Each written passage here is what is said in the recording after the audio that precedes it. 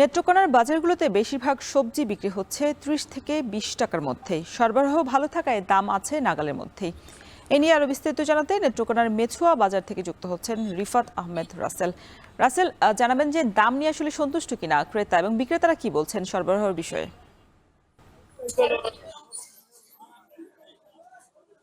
রসুন আপনি যেমনটা বললেন, আসলে নেত্রকোনার বাজারে এই শীত মৌসুমে কিন্তু পর্যাপ্ত পরিমাণে সবজি সরবরাহ থাকে। বিশেষ করে এই নেত্রকোনা জেলা, বিশেষ করে হাওড়ে শীতকালীন সবজির ব্যাপক উৎপাদন হওয়ার ফলে কিন্তু এই শীত মৌসুমের বেশিরভাগ সময় কিন্তু নেত্রকোনার বাজারে স্থানীয় সবজিতেই কিন্তু স্থানীয় চাহিদা পূরণ করে।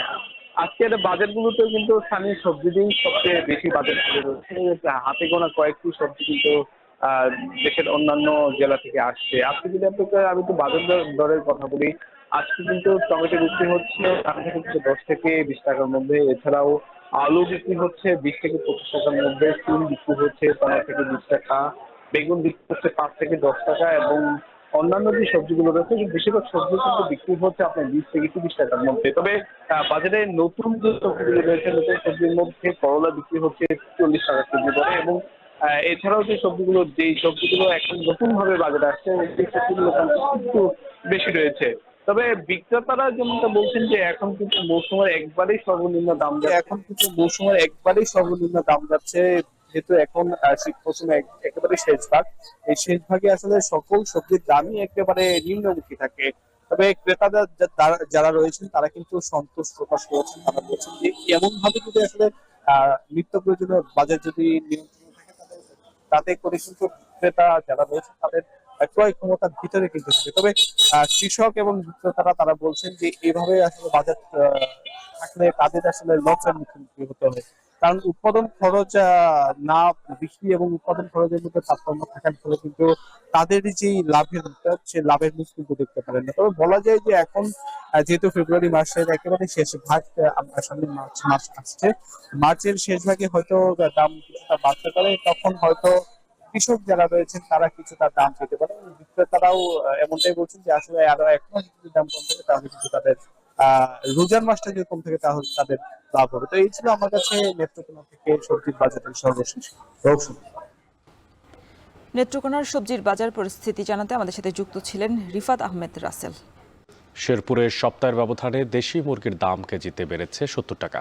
এছাড়া সোনালী ও ব্রয়লার মুরগির দামও বেড়েছে কেজিতে 10 টাকা। এ নিয়ে আরও জানাতে শেরপুরের নবীনগর হাজির বাজার থেকে যুক্ত হচ্ছেন সহকর্মী জাহিদুল খান সৌরভ। সৌরভ, আপনার থেকে জানতে চাই বাজারে মুরগির দাম বাড়ার পেছনের কারণ কি বলছেন বিক্রেতারা?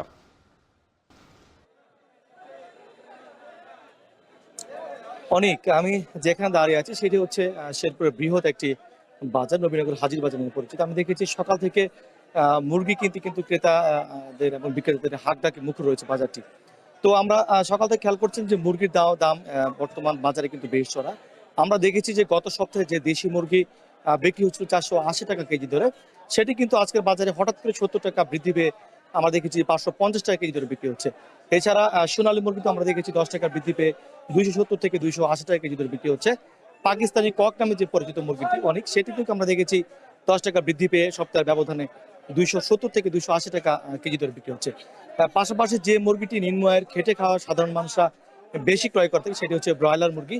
আমরা দেখেছি যে ব্রয়লার মুরগিতেও কেজিতে 10 টাকা বৃদ্ধি পেয়ে 180 থেকে 190 টাকা কেজি ধরে আজকের বাজারে বিক্রি হচ্ছে। এছাড়াও আমি যদি আরেকটু জানি যে অন্যান্য যে মুরগি রয়েছে, যেমন তবে স্থিতিশীল রয়েছে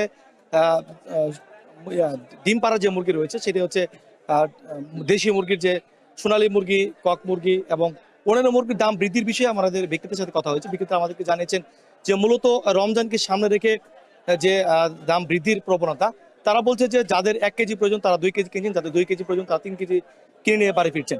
মূলত চাহিদার সংকটেই এই দাম বৃদ্ধির মূল কারণ বলে বিক্রেতা আমাদেরকে জানিয়েছেন।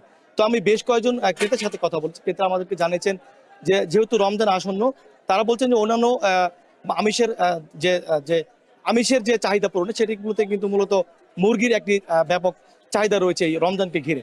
তো তারা বলছেন যেন সিন্ডিকেট করে ব্যবসায়ীরা দাম বৃদ্ধি না করতে পারে, এবং বিশেষ করে জেলা প্রশাসন, উপজেলা প্রশাসন এবং যারা ভুক্ত অধিকার রয়েছে তারা যেন এই বাজার মনিটরিং করে ক্রেতাদের নাগালের মধ্যে রাখে দাম, এই বিষয়ে তারা ব্যবস্থা নেওয়ার জন্য বলেছে। তো এই ছিল শেরপুর থেকে মুরগির বাজার দরের সর্বশেষ তথ্য আমার কাছে। শেরপুর থেকে মুরগির বাজারের সবশেষ দরদাম জানাচ্ছিলেন সহকর্মী জাহিদুল খান সৌরভ। সময় হলো আরও একটি বিরতির। ফিরছি একটু পরেই, সাথে থাকুন।